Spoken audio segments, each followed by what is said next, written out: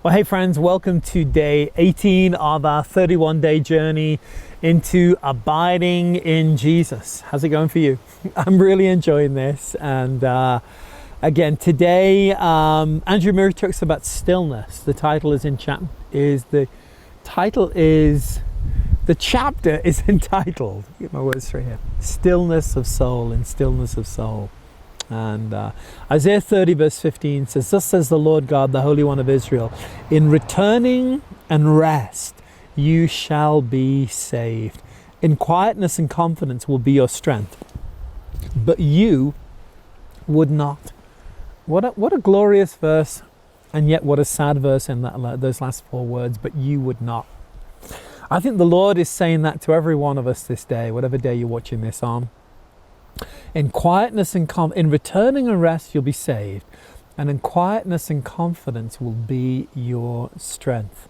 And I think the Lord, really at the beginning of every day, is challenging us. Will you? Will you, won't you? Will she, won't she? Will you abide in me? Will you spend those moments of rest and quiet in us? And, in an earlier video, I spoke about in my viewpoint, 3 seasons with the Lord. There are some times where we're absolutely abiding in Him, where He is the biggest thing, if you will, influence in our life. There's a place I think we can get to where the world around us is probably only speaking to us around about 2% of our input. There's a place where we're often, doing something, driving, cooking, shopping, I don't know, just doing something through life, and it doesn't require all of our focus, and we're still in that, very much in the awareness of that place, communing with the Lord, but we're actually doing some practical things, triaging something, doing this, doing that. And lastly, I think for all of us, and I acknowledge this, and the Lord knows this, there will be a place where we need to give all of our attention and our focus to other things. It's not really the lesson today, but it's a real key in life. Whatever you give your focus to, your heart will follow. And can we change our heart? It's really hard to change your heart. People talk about free will. It's interesting. I was thinking this the other day. The only time you see the word free will in the Bible is about a free will offering, a financial offering. Meditate on that one, if you will. But here's my point, though. While you can't always change your heart, whatever's going on in your heart will dictate what's happening in your life. But whatever you put your focus on, your heart will quickly follow.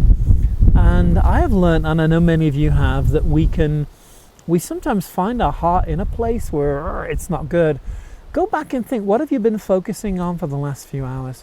And there's something about being still before the Lord and focusing on Him and coming to that place where He becomes the absolute influence of our life that is really glorious. Now, again, I want to challenge you, and I know some people will push back on this one, that maybe you're not like me and you manage. I think there's a mantra that goes around amongst charismatics anyway, where they often say things like, "Oh, I'm just led by the Spirit when I pray, and I don't ever want any kind of form, any legalism." I've heard people for the last 30 years go around and say, "Well, you don't have to pray in tongues for 15 minutes a day or an hour a day, whatever. I just do it spontaneously as I'm led by the Spirit." The problem is they never do it. And I agree. I think the best place is to be in that place of spontaneity and just flowing in God.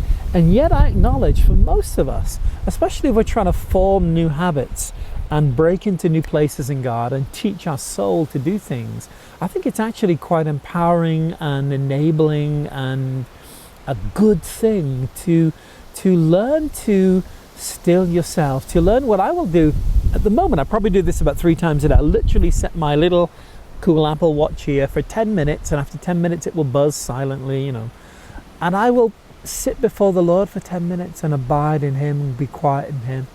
Now I acknowledge I love doing this, but there's also a part of me, you say, "Graham, why do you set your watch?" There's a part of me, if I didn't, where my flesh is going, 10 minutes up. What if it didn't work? What time is it? And I've just actually got to outsource that part of me to my little watch, as it were, and say, no, I'm not going to do this. And I've discovered that, like many things in life, I've been practicing some fasting recently, and when I began, my flesh is like screaming, "We can't do this, we're gonna die, I can't have any food." I'm actually I've got to the place where I hardly even notice I'm fasting anymore when I'm fasting. And sometimes now I actually get to the place where I'm more enjoying fasting than I am eating. It's weird.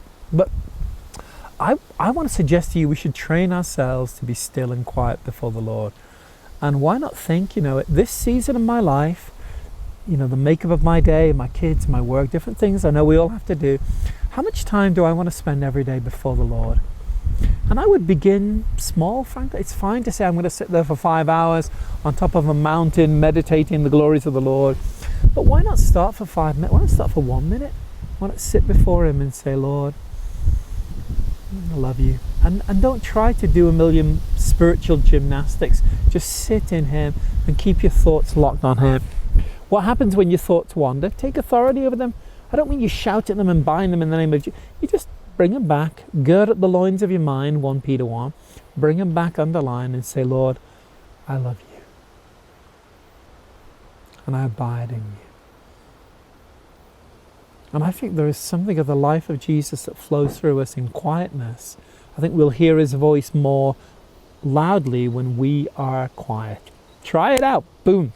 Go practice that. And I'd love to hear your thoughts on how you do that. But my point is, have a plan. Don't let it be some vague, thing. Oh, I spend 20 hours doing this. Do you really? Try to spend 20 minutes doing it and build up. And after a while, like all muscles, you'll find you can actually do this more and more. Bless you guys. Back tomorrow with day 19, which talks about trials and afflictions, just to encourage you. Bye for now.